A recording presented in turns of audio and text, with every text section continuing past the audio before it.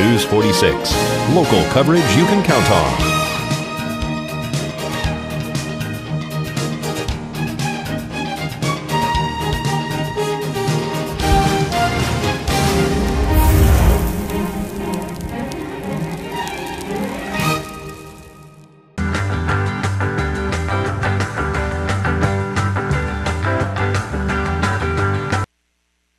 Welcome to Community Viewpoint. Once again, I'm John Pollock, your host for the evening. Maria will be on this, the other segment. I'm here today, and I'm pleased to have with me Kimberly Wonker. She's our guest for this evening, for today.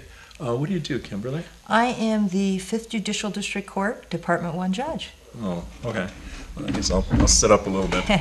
So, I knew who she was, but you're filling a slot from Judge Davis, quite a popular judge. He was here for many, probably decades almost, and you're filling his shoes. He died, unfortunately, early this year of cancer, and I believe he worked almost to the very end, if I remember him. I think he did. Yeah. Had a great deal of respect for Judge Davis. Yeah, and you were appointed by governor of the state, Governor Sandoval. And when was that? April, May? May 24th, and I was sworn in on July 1st. And how's it going? You know, I've never worked harder, and I've never enjoyed a job more. I don't know that folks know this, but we have the second heaviest caseload in the state behind the 8th Judicial District, which is Clark County. We have almost 1,700 cases per judge. Wow. And we have 4 courtrooms: Pahrump, Goldfield, Tonopah, and Hawthorne. We cover 3 judicial districts, or three counties, and we are either the 2nd or 3rd largest judicial district in the country. In the country, that's right. Oh, that's right. Esmeralda and what else? Mineral. In Mineral County. Right. Oh, that is quite a caseload. So I understand that Judge Lane was real happy to see you because he gave you what? Drug court. He brought it up, and it grew with Judge Lane, and now that he's moved on and he's given it to you. And how's it been with drug court since you've been here? Have you got your feet wet, basically? Well, it's been really fun. We have at this point in time, we have more people in drug court than we ever have. We have approximately 65 folks in drug court, and trying some new and different things. Obviously, just because Judge Lane isn't in charge of drug court doesn't mean that I don't consult with him. Right. We work very closely together, but one of the things that I instituted was, if you don't have a job, I want you to do 20 hours of community service to give back to the Pahrump area. Mm-hmm. And that's every week. That's every week. Mm-hmm. So they're hustling to do things like that. I know where they go, but I don't think we should go into it. The not-for-profit organizations, churches and things like that. 501c3. 501c3s, the town, library, things like that. So there are places to go. The cancer victims, too. That's a 501c3. Yes, we help with the food bank. We do things. That's right. We even wash the county vehicles. So, okay. And we just talked to the senior center about washing their vehicles. To help the seniors out. Oh, great! I'm sure I'm a senior. We'd appreciate that too. Also, you were talking about you're an advocate for bicycling, but a lot of the drug court members, clients don't have vehicles because they've lost their license due to why they're in the drug court. But you're trying to get bicycles for the folks? I am. We are. If you have a used bicycle you want to donate, let us Cool. know. But we even take bicycle parts. We have someone who repairs those bikes for us. Oh, great! And so at least bicycle is better than walking. And actually, it's great exercise. We're also doing a thing where we've worked out a deal that we can give our drug court members a gym membership, and they're taking advantage of that. I, being an alcohol and drug counselor, that's part of the recovery process too. Getting your body back in shape, nutrition, and things like that. And it's extremely important. That's great.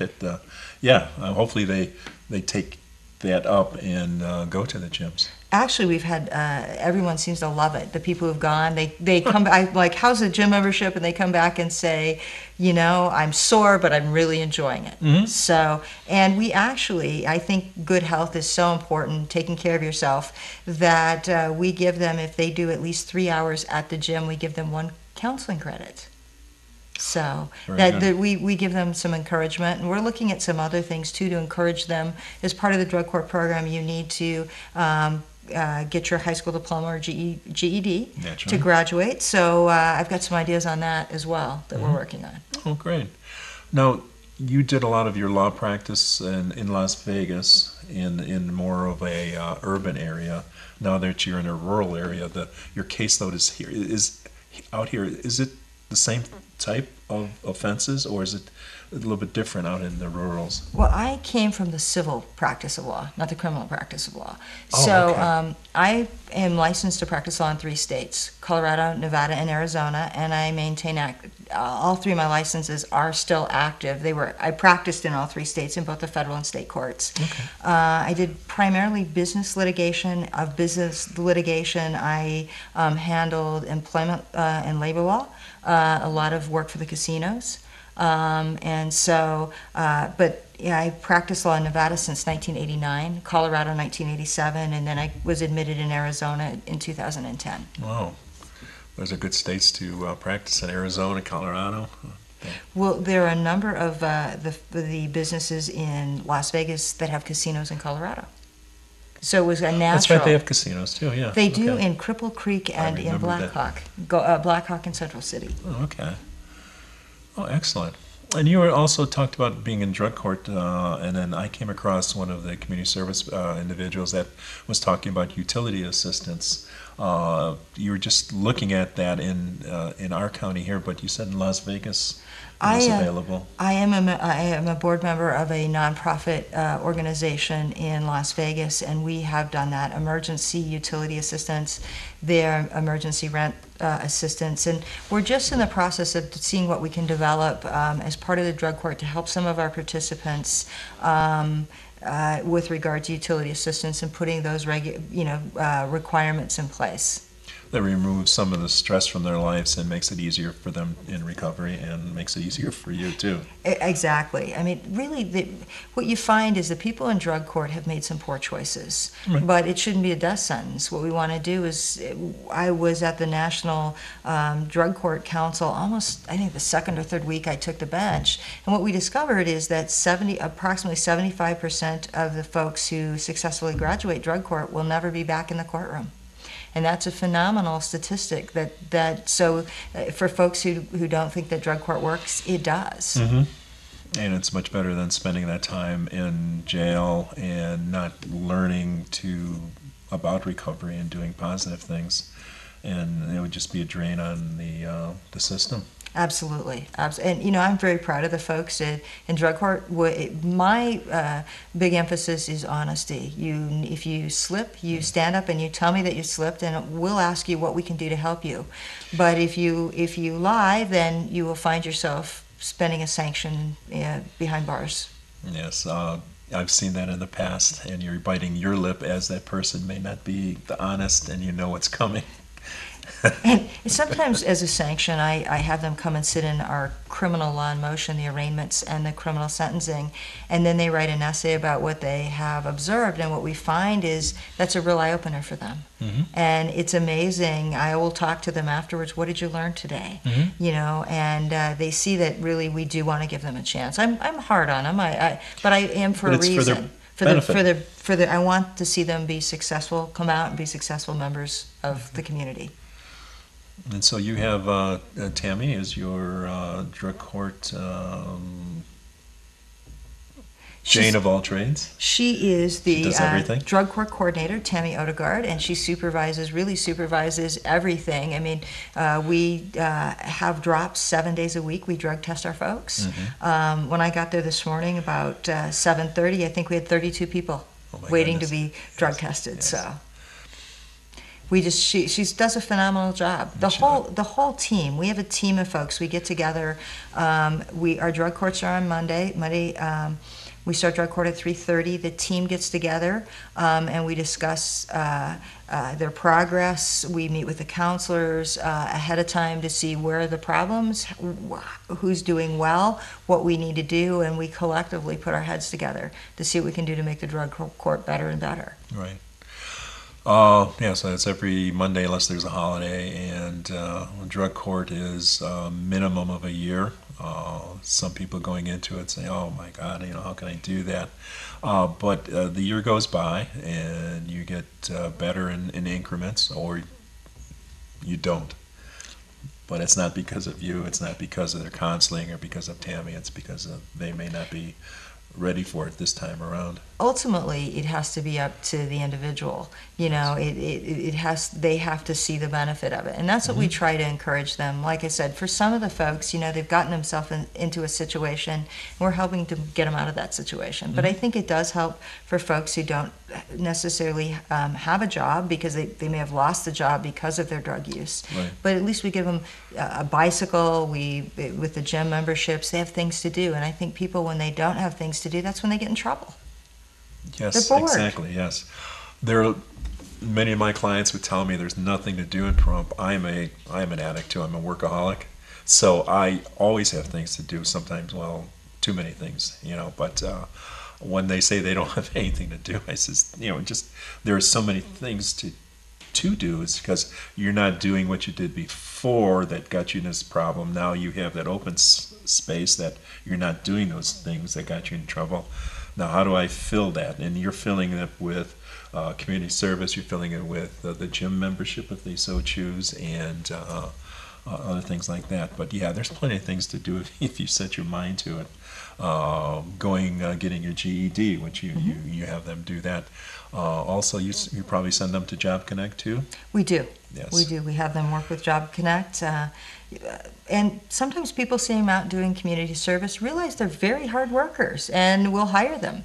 And that's always, we always clap for folks when they come into drug court, and I'll say, "I hear you got a job this week." And I want everybody to acknowledge what an accomplishment that is. Or I was at the Senior Citizen Center the other day, and one of our individuals was volunteering in the kitchen, and he's loved by everyone at the Senior Center. And so I think it's good for folks to see these folks. They're very nice people, just have made some poor choices. Right. That's you're not gonna.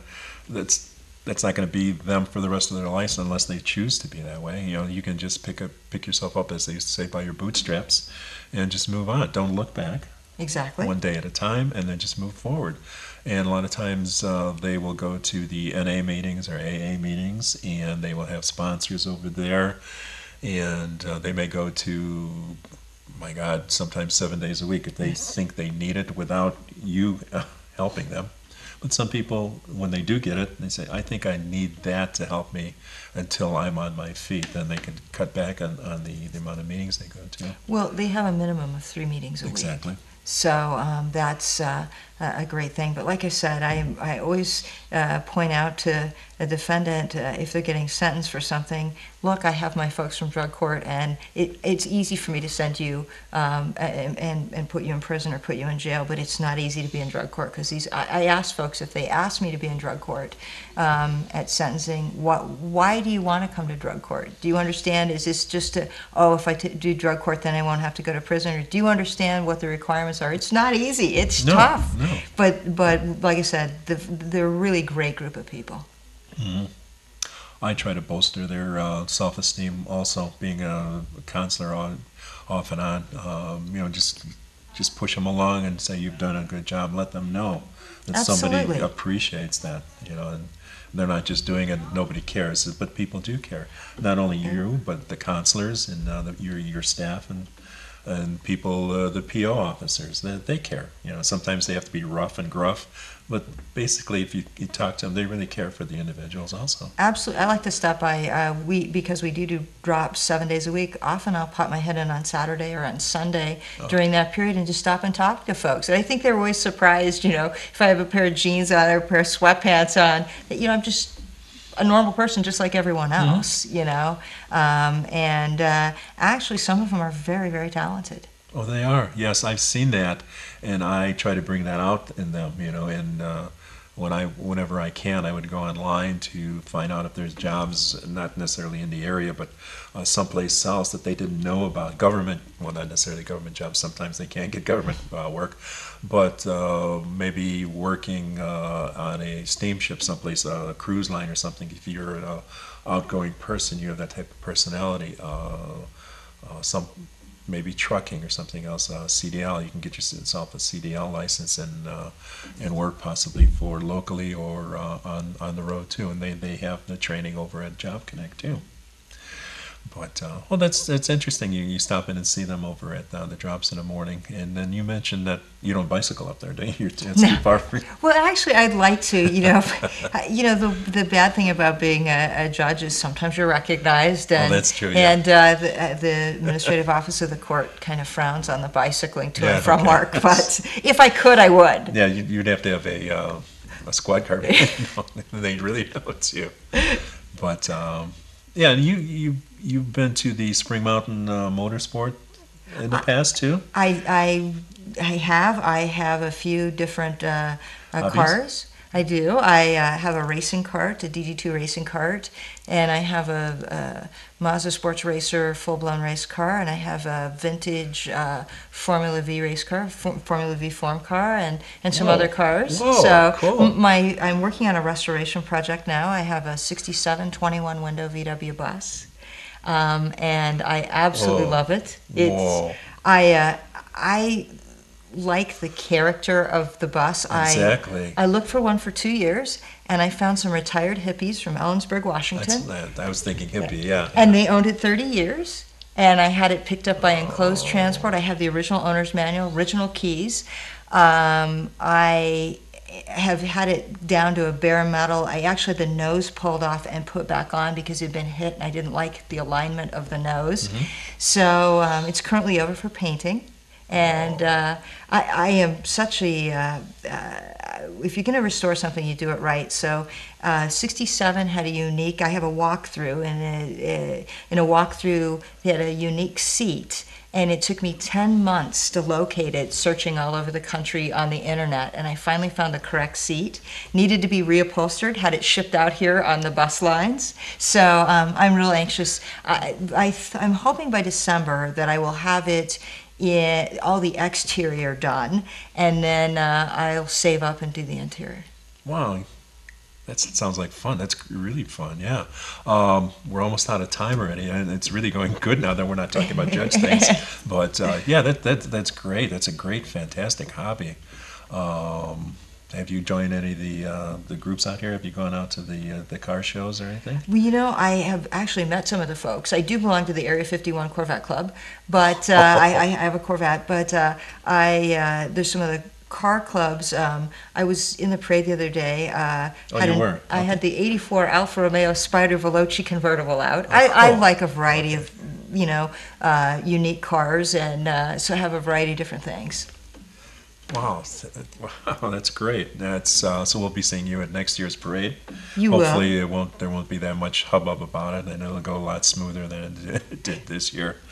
So I really thank you. This is Kimberly Wonker, the judge for the 5th Judicial District, right? Yes, I'm Department 1, Judge Department Wayne. 1 is Department 2. Department 2, who I have a great deal of respect for, great guy. Yes. Fun to work with. Yes.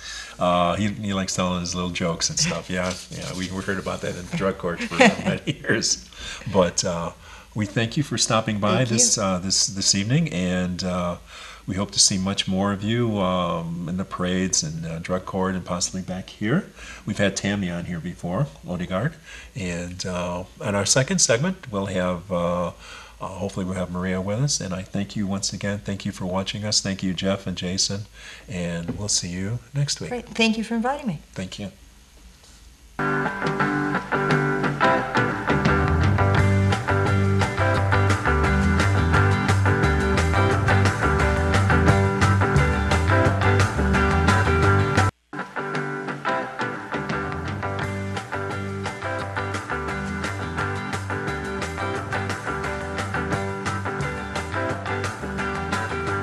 And welcome back back to Community Viewpoint. I'm John Pollack, your host once again, and evidently Maria's not here. She's probably in Tonopah working for WIC.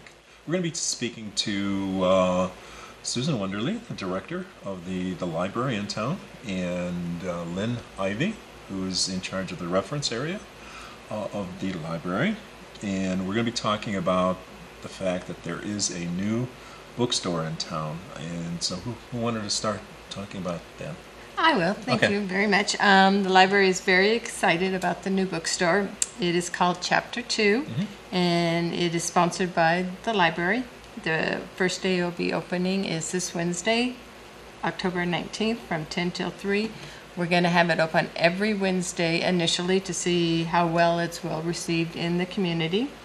The prices are very reasonable, from 25 cents for children's books up to $2. We have both fiction and nonfiction books, and like I said, children's books, paperbacks, romance, and VHS movies. We also have a large screen TV that will be playing movies, so if you want to bring your children to watch a movie while you shop, that would be wonderful. We would like to note that the bookstore will not replace the Friends of the Library annual sales that they have at the Nugget.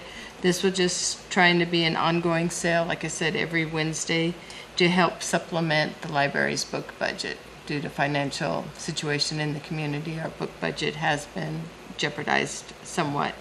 The reason it is next door to the library at the old Harley Roads motorcycle shop is a community member who strongly believes and supports the library purchased the building and let the library use it for book sales and storage. So we're trying this venture and hope that it works. Right. You can see it in the background. It used to be the old motorcycle shop, repair shop, and a tattoo shop also. So that's right next to the beautiful library. And I think, thank you for that. That you could see it much better right now. Yeah, it's a good picture. Thank you, Jeff. Sometime in the future, this gentleman would like to change the facade, is it called, in the front? In the front. To look more like our library, so it'll be a little bit more pleasant to look at. And Lynn Ivy, who's in the center here, the cute lady in the blue, is relatively new to the library. You took over for Vivian, where's she at? Yuma. She moved out to Yuma. So you're the reference librarian, and you've been there 3 months, 4 months? I have been there since May 16th. Oh, that long already. It seems like yesterday. So you've been welcomed to the library, and you've welcomed the people out there. And do you have any thoughts on the reference area? Yes, absolutely. I am just so happy to be the reference librarian at the community library, because it's just the most awesome place in our town. Beautiful. For information, for just to link in the community. And I just wanted to talk about a few things that are available at our library. We have books, of course, for checkout. We have magazines, we have newspapers, we have music CDs, we have audiobooks, and I don't know if you're familiar with all of those things available in our community, but it's all free. All you need is a library card to check out any of our materials that are in our library. A valid card with a local ID will get you a library card. And that's free. The books are free. The videos are free. You can't beat that. DVDs. The internet is free. The internet is free with a valid library card as well, and you can use it up to 1 hour. Yes. And if there's no one waiting, we'll extend that time for you, courtesy. You know, we have an express station now, which also is a 15 to 30 minute time limit on that, John. We have a USB support, we have a CD-ROM support, and we have A drive support now, where we had not had that in the past. So we're very excited about that. A lot of our patrons are already using that. The old-fashioned A drive you're talking about? Yes, the old floppy A's. So anyway, our website, Mandy runs our website, and it's beautiful. It's perumplibrary.com. You can link onto that, and you can find all our resources available. There's email portals to the reference section, to email logins. It is a really wonderful website, so go to that and explore that. And also, one other thing that I have very much come to love about our library is our volunteer base of people. Prior to me coming to work there, I did not know we had such a strong volunteer base in our community that loves the library as much as we do there. So I just wanted to let them know that we are really appreciative of their work they do for us as well. Definitely. We also have study rooms, individual study rooms, first come, first serve, or if you can reserve them on a short-term basis, and also very large meeting rooms. How much people can we fit in there? 81. 81 people. So those are being taken advantage of most of the time too for different groups. It could be anime, it could be homeowners associations, Daughters of the American Republic, and things like that. So if you have a group that needs someplace to meet during our regular hours, it's from 10 to 6 Monday through Thursday, Friday and Saturday we're open from 10 to 5.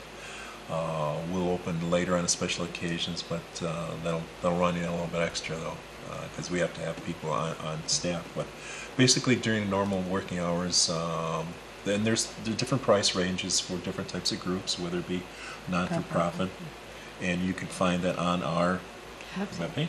That's right. And I would like to also add, we have the services available for fax services. Yes. And it is only $1 per page, which is very cost effective for our community as well. We beat the competition. Yes, we do. And we have copying services. It's 15 cents per page for our copying services.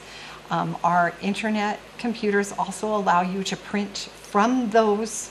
You know, if you needed to print out a document or something from the internet or from the computer, that you can print out from there as well, and that's 15 cents a copy. We also have notary service. Notary. Yeah. She was busy this morning too. Yes, she yeah, was. so that's very popular. So this is one of the places in town you can notarize paperwork. Also, and what are we here for today? We're here to promote what? Chapter 2. Chapter 2. Starting this Wednesday. Wednesday from 10 till 3. There you go. Thank Yes, our new library bookstore. you.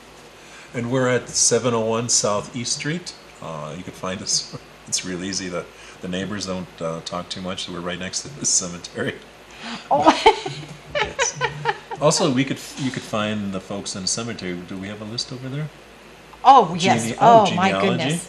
We We have have that. genealogy. We have a list of obituaries dating back to 1970. It's amazing, our reference section of our It's library. not my first choice, but you know, for other people. It's available. We have photos going back dating into the 60s available in the library. It's amazing. Just come and visit our library so that you can get familiar with what's available, because it's such a great resource in our community. At the end of the year, IRS forms still are coming out of your ears. Yes. And after the fact, we could, if you need an IRS form, we could find it online also. And a copy is 15 cents per page also. What else do we do? We have children's programs throughout Throughout the year. the year too. And The new fall reading program starts this Wednesday at 10 o'clock. and you can call 727-5930. Ask for Brenda. Throw that on Brenda, which is also a notary. But yeah, plenty of things to do at our beautiful library, and internet, videos, God forbid, books. Books Oh, on yes. audio. They're getting more and more popular. so- CD-ROMs. Yes. We have old videotapes. I mean, it's just amazing. And starting Wednesday, every Wednesday, behind us, you'll see that bookstore open, which is called what is it called? Oh, Chapter Two. And will be open Wednesdays only from 10 a.m. to 3 p.m. And it's sponsored and maintained by our community library, and all proceeds go to benefit our library. So please visit us they're at 601 East Street, and our number again is 727-5930. And I want to thank you, Susan and Lynn, for coming on, you. and hopefully we'll see more of you. And we dressed specifically for this, for the color combination, so this came out real well. So we'll see you next week. I think Susan Sorrells will be on talking about her festival that's coming up the end of August, and we'd like to thank you. And Maria will be back next week. Thank you, Jeff, and thank you for watching. Thank you, John, And for having Thank us. you. good night, Param.